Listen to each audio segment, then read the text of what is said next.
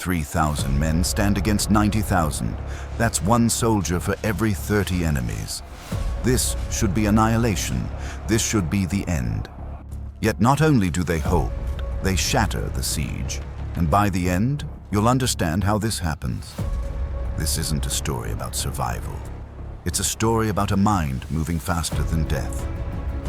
Central question: how does a starving prince with cracked lips and blood in his teeth outthink the greatest empire on earth? At the gates of Vienna in 1683, Europe hangs on a thread. The Ottomans want the city, the Habsburgs want to breathe, and one man, Jan Sobieski, wants to arrive before both sides collapse. But miles away, Kara Mustafa, Grand Vizier of the Ottoman Empire, believes this is destiny unfolding. He has cannon, time, and a belief that he is God's blade. Vienna is only the beginning. But first, it must fall. The defenders inside Vienna cannot sleep. Their walls groan nightly under constant bombardment. On the ramparts, men vomit from the stench of rot and powder. Clouds of flies hover over bucket lines, carrying gore away from the breaches. The sweat freezes on their skin, then refreezes by sunrise. Starved and blistered, they move like half-men. "They won't stop," mutters a grizzled sergeant, eye twitching from lack of sleep. "They'll eat us in our armor." But one floor below, Count Ernst Rüdiger von Starhemberg, commander of the city, spreads his trembling hand across a map smeared with ink and blood. He hears the cracks of the wall as if they're in his spine. Still, he orders reinforcements to the bastion. "Vienna stands," he rasps through fever-dry lips. "As long as I do." The Ottoman sappers crawl closer every night, digging like termites beneath Christian stone. Kara Mustafa waits in satin robes miles away, steeped in calm calculation. "Delay ripens surrender," he says to his captains. "Let the infidels rot." North and west of Vienna, Jan Sobieski clenches the reins of his horse so tightly it creaks. His breath fogs the air. Cracked lips split anew each morning, and salt stings the cracks as he pushes the battered Commonwealth army toward the Danube. His fingers go numb at night, then burn with returning blood by day. Every rhythm of his body reminds him he is running out of time. Behind him, Hussaria lancers ride with weather-scabbed armor and eyes like wolves.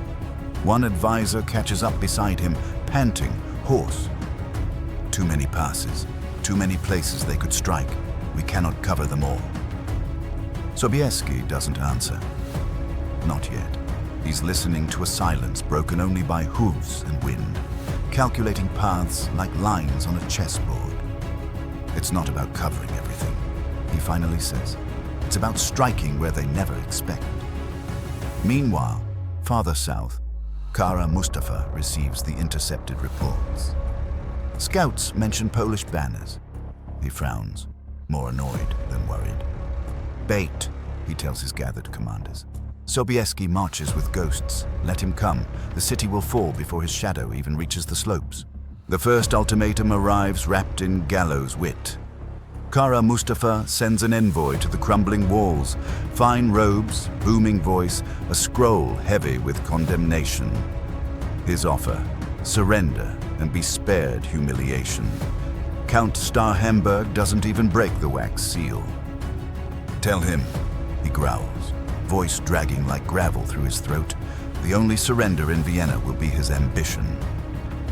The messenger departs silent, unnerved by the stench of death inside the walls. Back in the Ottoman camp, Kara Mustafa doesn't flinch. "Pride," he murmurs, "makes meat tender." That same night, in a camp smothered by alpine mist, Sobieski holds council by firelight. Maps embroidered with enemy positions flap in the wind. "Their lines are overextended," his cavalry captain argues, "but we don't have the numbers without Saxony." Sobieski's lips twitch with dry pain. "We don't need Saxons. We need speed," he says, then jabs at the river bend. "We strike before dawn, clears the hill." Around him, dust-choked voices murmur assent, though none believe it's enough. But Sobieski's mind narrows to the tempo of risk. What if the only way to save Vienna is to gamble every survivor on a single, surging blow? The gamble begins before the sun dares rise. Sobieski's army rides in darkness, hooves muffled by dew-thick grass, armor muffled by cloth wrappings. Fog clings to the fields near Kallenberg Hill like a second skin, hiding their approach. His lungs sting as he breathes it in, each inhale tasting of pine and cold iron. Flame signals flicker among the trees, imperceptible to watchers below, but to his troops, it's a silent drumbeat. Down in the valley, Ottoman sentries shift uneasily. A lone soldier mutters, "The hills feel wrong." But no alarm sounds. Kara Mustafa, placid inside his command tent, sips thick coffee from a porcelain cup. "They will not risk cavalry against trenches," he says to a Janissary colonel. "Even a lion will not charge through spears." Meanwhile, cracking from the tree line, the Commonwealth bursts into motion. Sobieski rides at the front, his banner snapping wild above him. "Forward!" he roars, voice raw with wind and smoke. "Ride for St. Mary and the city!" The first lines of Ottoman pickets buckle. Surprise holds longer than any blade. And then, war answers. Steel crashes through dawn. The Polish cavalry scream fury into the waking light as they pour down the slope. Jan Sobieski's legs rattle in the stirrups, his fingers half frozen to the reins, but his mind burns bright with the shape of the field. Below, the Ottoman flanks scramble into formation, tent lines vanishing in fire and mud. Kara Mustafa's aides shout conflicting orders, each voice a thread locking nothing. "Form ranks, bring the arquebuses," cries one, while another, more desperate, begs the vizier, "My lord, we must pull back to the inner ridge." Kara Mustafa's face remains still. "No," he answers coldly. "A retreat will rot their courage. Hold the line." But the line rise. Terror isn't the thunder of hooves. It's the silence before they hit. A Janissary captain levels his blade as hundreds of winged hussars descend like the wrath of heaven, bronze wings clattering, eyes locked forward. A farmer's son in a makeshift cuirass stares upward, heart bursting. "They're not men," he whispers. "They're angels with swords." A moment later, he disappears under hoof and steel. It is chaos with a rhythm. Blades, screams, hooves, smoke. And through it all, Sobieski feels three things. Cracked lips splitting wider as he shouts, numb fingers gripping tighter, and lungs burning with each freezing shout. "Break them!" he yells. "Break the line!"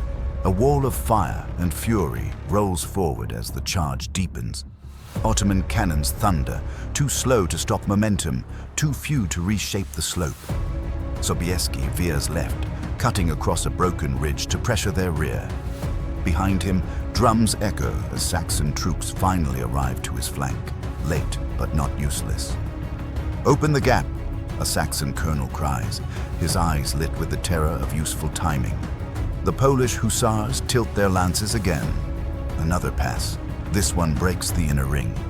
Kara Mustafa watches it all from a hilltop, eyes narrowing with each shifting figure on the plains below. A messenger arrives, dust-choked, blood on his collar. "The west wing is collapsing, Grand Vizier." Kara Mustafa doesn't shout. He simply lifts his coffee, now cold, and says, "Then the center must not." He sends the elite Janissaries forward, his last reserve. They march without question. Their boots strike the earth in unison, halberds gleaming. But Sobieski sees them coming. He tastes death on the air. "The core," he breathes to his standard bearer, "is where we either shatter them or die trying." Then he lowers his lance, points it straight at the vizier's hill, and kicks forward. One scream, then 10, then hundreds. Janissaries meet cavalry in the eye of the storm. Who breaks first? The answer is buried under ash and blood. For 5 minutes, neither side gives a breath. The Janissaries strike like machines, trained from childhood to never retreat, their halberds slicing not just through flesh, but through the rhythm of the cavalry charge. The hussars slam into them and stall. Horses rear, men fall, blades cling to bone before tearing free. Sobieski's world turns to noise and pain. Rain begins too late to soften the field, but enough to smear vision and grip. A rider is pulled from his horse beside him, screaming gone in an instant. Sobieski's fingers slip on his reins, the numbness turning to fire, but he jerks back control and pushes deeper still. At the ridge above, Kara Mustafa tightens his sash but never budges. "Order the flanks to feint a retreat," he commands coldly. "Draw them further, their heart is exposed." Down below, the trap starts to close. But Sobieski sees it, feels the misstep in their timing. "Now," he snarls to his captain, "cut right, open space, turn their trick against them." The Commonwealth peels slightly, creating illusions of collapse, and Kara Mustafa takes the bait. He commits everything. Drums roll, arrows scream, but he's leaned too far forward. Suddenly, from the forest behind his flank, cavalry erupts, Hungarian and Imperial, screaming, "For Vienna!" It is no longer strategy. It is roar. The Janissaries hold for seconds too few. Then they buckle. A thunderclap of collapse ripples through the Ottoman lines. Kara Mustafa watches in silence as his army begins to fall apart from within. His final words to his aide are just 5 flat syllables. It ends. Not today. The collapse rolls faster than orders can stop it. Ottoman tents burn in clusters, igniting powder, wood, cloth. Plumes of black smoke spiral into the air like lost souls. Horses bolt through the wreckage, riderless and screaming. Janissaries throw down weapons, bloodied and slack-faced. From the hill, Sobieski stares through the fog, breathing in ash and breathlessness. His lips are open, his fingers blistered raw from reins and blade, and smoke clings to his lungs like a memory that won't die. "Hold," he mutters, barely audible. "They're running." And they are. The Ottoman center breaks, then the wings melt away. Kara Mustafa does not run. He walks, step by slow step, past wrecked carriages and shattered standards, his robes singed at the hem. He says nothing. Later, word reaches him. Vienna stands, and he must answer for failure. Months will pass. Then, in the grey chill of Belgrade, his own empire chokes him with a silken cord. But now, on the field, Sobieski dismounts among the dead. The city is smoke-smeared, church bells wobbling as if unsure how to ring after silence. He wipes his mouth, cracking new blood over old. "God had mercy," whispers a Saxon footman. Sobieski does not look at him. He stares at a child's toy, half buried in mud. A carved horse, snapped in two. That is how it ends, but that is not where the echo fades. 1 year later, in a cracked monastery courtyard, a monk finishes carving a stone relief, winged riders charging beneath a screaming sky. The carving is jagged, rushed, almost desperate. Below it, in chiseled Latin, something less triumphant. They came like lions, but none return untouched.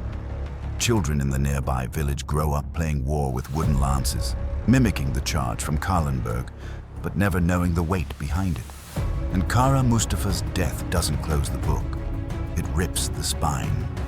His execution by silken cord signals not just disgrace, but fear, the Ottomans retracting inward, unsure what has gone wrong. The empire never recovers its stride. Meanwhile, Europe begins to rise. Sobieski becomes legend, but he rides home quietly, body failing, mind chasing phantoms from that hill.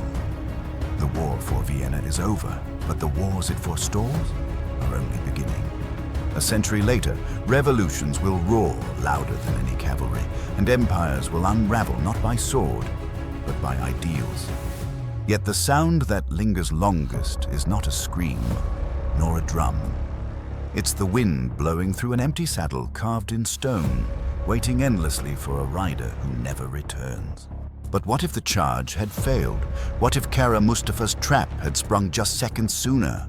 What if Sobieski's lungs had seized, or the Saxons had been slower still, or the fog had risen heavier? Every retelling feels inevitable because it happened. But nothing about Vienna was fated. It hung on cracked lips and split reins, on moments stitched together by exhaustion and instinct. The world changes corners in silence, not trumpet blasts. Years later, travelers pass Kahlenberg with no idea what soaked the soil beneath them. The line between victory and erasure is so thin it whispers, and Sobieski, whose name echoes in marble and myths, dies in 1696 whispering prayers to saints who did not answer fast enough. His victories buy nothing permanent. Poland will be partitioned before his grandchildren can read. Kara Mustafa's legacy, likewise, becomes smoke. No statues, no cities, only fear and the memory of failure. Yet the moment holds. The impossible ratio, 30-1. The ghost riders at sunrise, the thunder that delays an empire's collapse. Sometimes the hinge lasts a breath. Sometimes it freezes in carved wings and stone hooves. And sometimes, if you listen hard enough on cold mornings near Vienna, you might hear it still. The silence before impact, a single hoofbeat in fog, hammering history wide open. And yet, perhaps that is the cruelest irony of all, that a victory this total, bought with saints and slaughter, unravels into forgotten soil. No new order rises from it, only the preservation of one built on siege and doubt. Jan Sobieski is hailed as the savior of Christendom, but in private, he avoids mirrors. His fingers never fully regain feeling. Each winter, his joints lock with the memory of reigns gripped in terror. He rules with dignity, holds his realm as long as he can, and dies weary, not triumphant. Kara Mustafa's name becomes a whisper of overreach, not of genius. But somewhere between these ghosts, between cracked lips and collapsing lines, the center of the world shifts. Empires grow cautious, borders hold. And in that stillness, in that breath drawn just after dawn at Kahlenberg, when the fog clears and the smoke lifts, Europe finds a fragile pause. Not peace, just the chance for one more breath. And beneath the monastery, relief, stone wings, empty saddle. You can almost hear it. Not triumph, not warning, just the echo of a hoof that struck first. Then silence. Then nothing. The silence holds longer than history remembers. In the quiet years that follow, no flags change overnight. No treaties erupt with glory.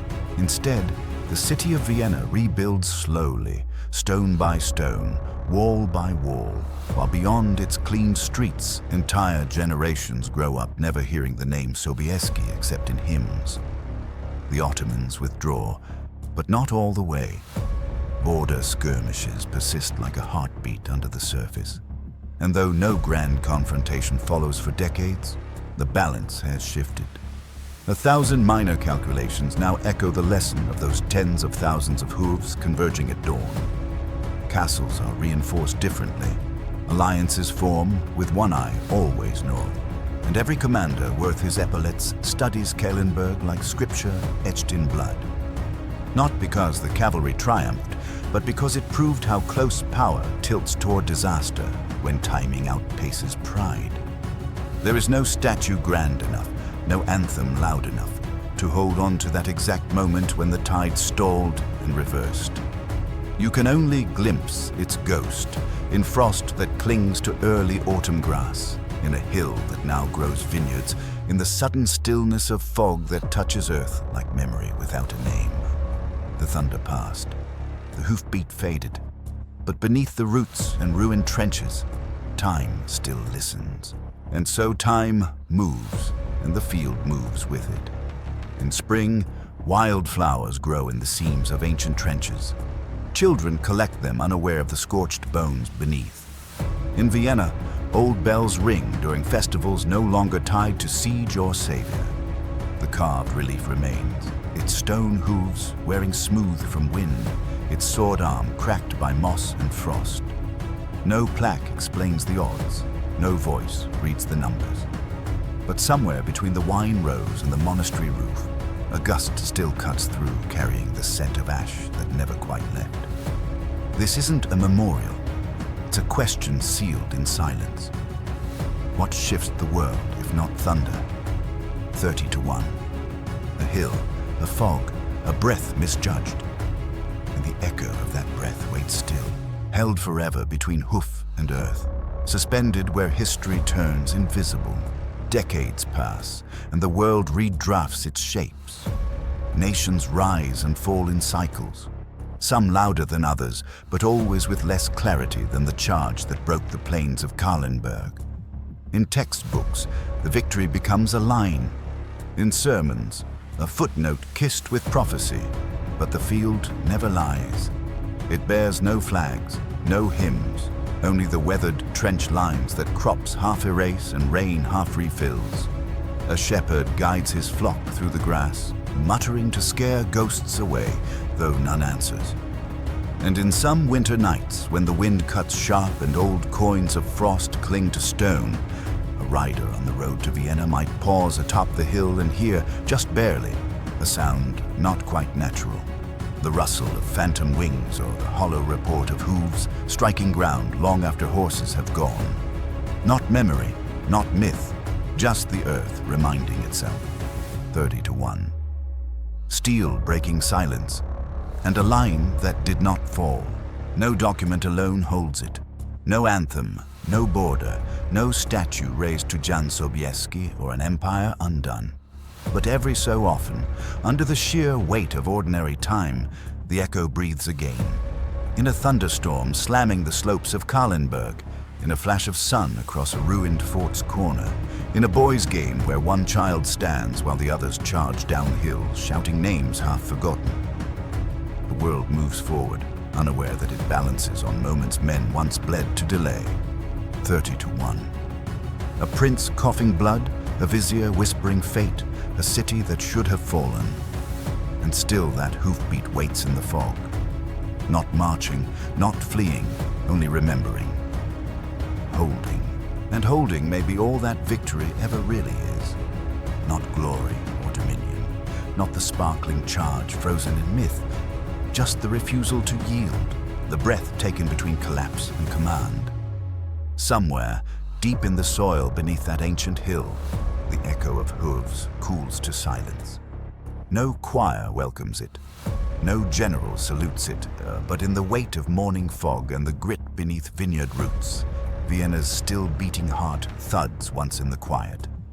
Not a celebration, not a cry, just a sound that says someone stood when standing seemed madness. Someone chose forward, not because they would win, but because there was no line left to bend. 30-1. The odds shouldn't matter, but they do. Because if even once, against them, someone holds, then the world remembers, even if it forgets why, and perhaps that's enough.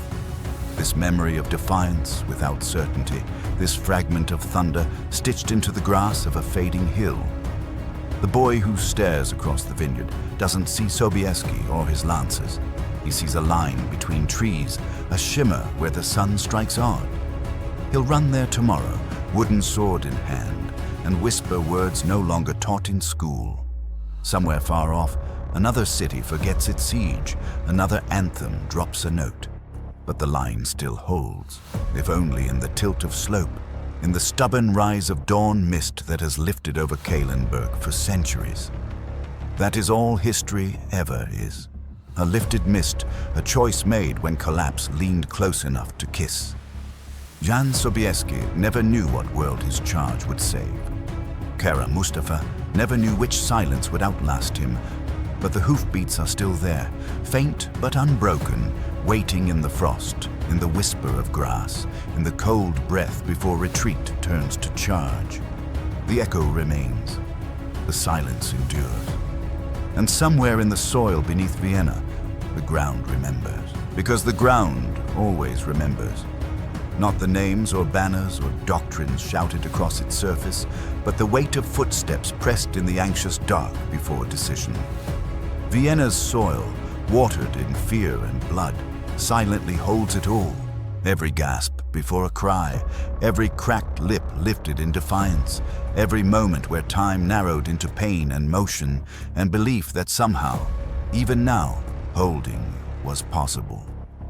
And so the boy runs toward that shimmer, chasing something he doesn't yet name, and when he stops, breath steaming in the air, it hangs there unseen.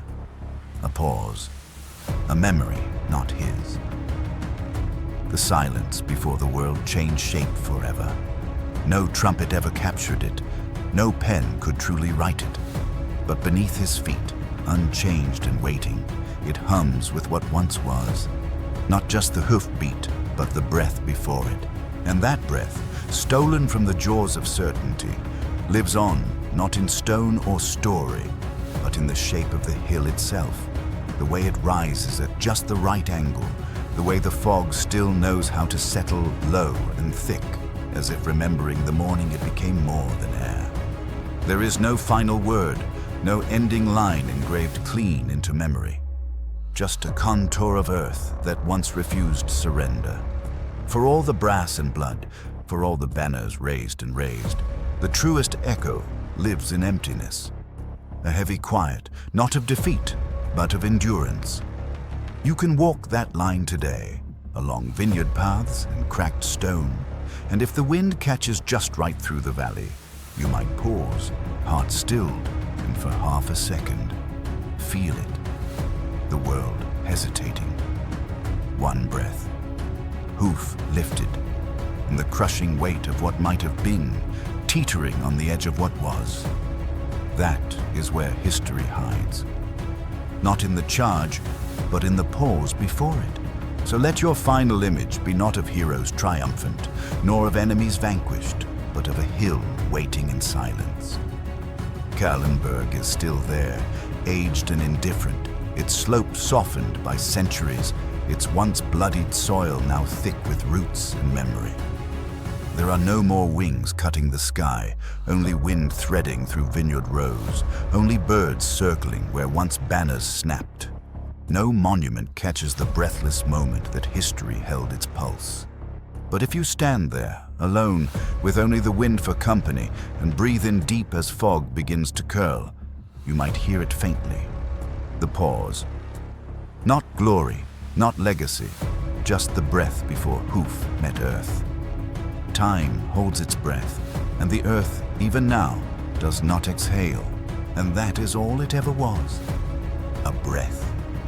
Carried forward through centuries not as war or triumph, not as myth or martyrdom, but as the shape the land takes when decision presses on it, too hard to forget. The math remains absurd, 3,000 against 90,000, but history does not care for fairness. It only remembers pressure and how it was met. So if you return to Kallenberg, not for glory but for quiet, you'll find no generals and no ghosts. Only a hill, only the grass swaying in wind that never left. And if you wait through the cold long enough, with enough silence in you to match the earth's, you'll feel it. That invisible strike of hoof on soil, the moment the world, against reason, said yes to holding, to reaching, to not falling,